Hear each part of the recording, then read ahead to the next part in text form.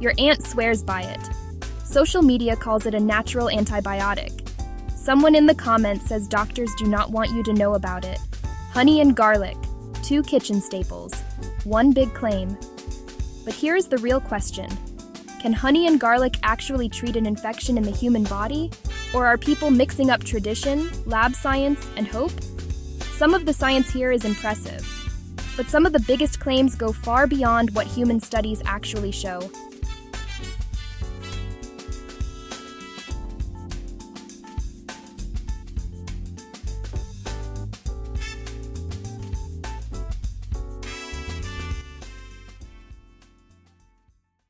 This matters because people make real health decisions based on claims like these. Maybe your child has a cough. Maybe you have a wound that is not healing well. Maybe someone in your family wants to avoid antibiotics unless they are truly needed. Those are real concerns. And across many Caribbean, Haitian, and African households, honey and garlic are not internet trends. They are part of home care traditions passed down through families. That deserves respect. But respect also means being honest. Where does traditional wisdom line up with strong medical evidence, and where does it not? That line matters, because if honey can help a cough, that is useful. If medical-grade honey can help certain wounds, that matters. But if someone delays care for a serious infection because they trust a homemade remedy too much, the risk goes up fast. Today, we are going to break this into 5 parts. What honey does, what garlic does, what happens when they are combined, where they may help, and when home treatment is not enough. Let's start with honey. Honey is more than sugar. Its antimicrobial effects come from several things working together. It has a high sugar content that can pull water away from microbes. It is acidic, which can make it harder for some germs to grow. Many honeys also produce small amounts of hydrogen peroxide, and some contain plant compounds and natural antibacterial substances. That is why honey looks impressive in lab research. But here is the key point. A substance can look strong in a lab and still not be a proven treatment for infection inside the human body. A petri dish is not a person. What works on a surface or in a controlled lab test may not work the same way after digestion, absorption, dilution, and contact with real tissue. So yes, honey has real antimicrobial properties. That part is supported. But the strongest human evidence for honey is not about drinking it to treat internal infections. The best evidence is for medical-grade honey used on certain wounds and burns. That is a very different claim from saying honey can treat infection anywhere in the body. Now let's talk about garlic. Garlic's best-known antimicrobial compound is called allicin. Allicin forms when fresh garlic is crushed or chopped. In lab studies, allicin can interfere with bacterial systems in ways that may slow growth or damage microbes. That sounds exciting. And it is. But there is a catch. Allicin is unstable. It breaks down quickly. That matters because garlic may look powerful in a lab, but that does not automatically mean it becomes a reliable treatment once it is eaten and processed by the body. Another issue is consistency. Different garlic products can deliver very different amounts of active compounds. Fresh garlic, supplements, aged garlic, cooked garlic, they are not all the same. So the honest answer is this.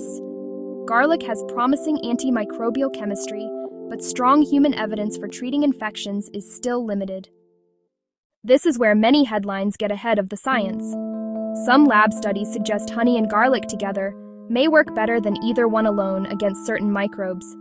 That is called synergy. But lab success is not the same as proven treatment in humans. A homemade mixture that slows bacteria in a dish may not reach the same concentration in the body. It may not behave the same way after digestion, and it may not work the same way in a real infection, where the immune system, blood flow, tissue barriers, and many other factors matter. So when people say honey and garlic are natural antibiotics, the honest answer is, both have antimicrobial properties, but that does not mean they can replace standard treatment for a bacterial infection. That is the difference between interesting science and proven medicine. Here is where the evidence is more useful. Medical-grade honey may help with some wounds and burns. Notice the phrase, medical grade. That does not mean regular honey from the grocery store. Medical-grade honey is prepared for wound care use. Research suggests it may help support healing in some cases by helping maintain moisture, assisting with removal of dead tissue, lowering odor in some wounds, and offering broad antimicrobial effects. But it is not a cure-all, and not every wound should be treated at home. Deep wounds, worsening wounds, wounds with spreading redness, strong odor, pus, fever, or wounds in people with diabetes should be evaluated by a healthcare professional. So yes, honey belongs in evidence-based wound care. But homemade honey-garlic mixtures are not the same thing as proper wound treatment. This is the use many families know best. Honey may help soothe cough and throat irritation, especially in adults and in children over age 1. That does not mean honey cures the infection causing the cough. It means honey may help relieve symptoms while the body recovers. That is still useful. Better sleep matters. Less throat irritation matters. A calmer night matters. But one safety note is non-negotiable. Do not give honey to babies under 1 year old. That is because honey can contain spores that may cause infant botulism. So if you use honey for cough relief, keep the claim modest and keep the age rule clear. Here is the part many videos skip. Honey has useful roles. Garlic has promising chemistry. But honey-garlic mixtures for internal infections are still not well proven in humans. That is the bottom line. And when symptoms are serious, that gap matters. If someone has a high fever, trouble breathing, worsening pain, spreading redness, pus, chest pain, dehydration, confusion, or symptoms getting worse instead of better, home remedies should not delay medical care. Sometimes the biggest risk is not the remedy itself. Sometimes the biggest risk is the time lost while a serious infection gets worse. That is why it helps to think of this remedy as something that may support comfort in limited situations, not as a replacement for proper evaluation when warning signs show up. Let's make this practical.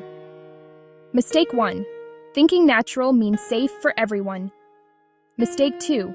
Putting raw garlic directly on the skin. Garlic can irritate the skin and even cause burning. Mistake 3. Using regular store-bought honey on open wounds and assuming it works like medical-grade honey. Mistake 4. Thinking symptom relief means the infection is gone. Mistake 5. Treating every infection like the same problem. A mild viral cold, a sore throat, a wound infection, and pneumonia are not the same thing. Simple answers spread fast online, but health decisions deserve more than one catchy sentence. So where do we land? Honey and garlic are not fake. The biology is real. Honey has meaningful antimicrobial properties. Medical-grade honey may help in some wound settings. Honey may also help relieve cough symptoms in adults and children over age 1. Garlic contains compounds with antimicrobial activity in lab research, but the strongest evidence is specific. It supports medical-grade honey for some wounds. It supports honey for cough relief. It does not strongly support homemade honey-garlic mixtures as proven treatment for internal infections in humans. That line matters. We do not need to exaggerate a remedy to respect it. We just need to use it where the evidence is strongest.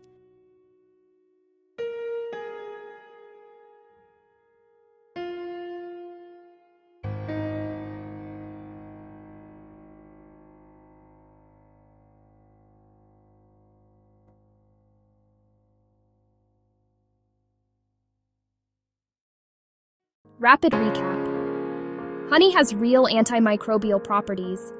Garlic has promising compounds, but the active chemistry is unstable. The honey-garlic combo looks interesting in lab research. That does not make it a proven human treatment. Medical-grade honey may help some wounds. Honey may help cough symptoms in adults and children over 1. Babies under 1 should never get honey. Serious symptoms need medical care. One practical takeaway today. The next time you hear the phrase, natural antibiotic, ask one better question. Proven where? In a lab, on the skin, or inside the human body? That one question can protect your family from hype and help you make calmer, smarter health decisions. Subscribe to CareThrive for evidence-first health education in plain language.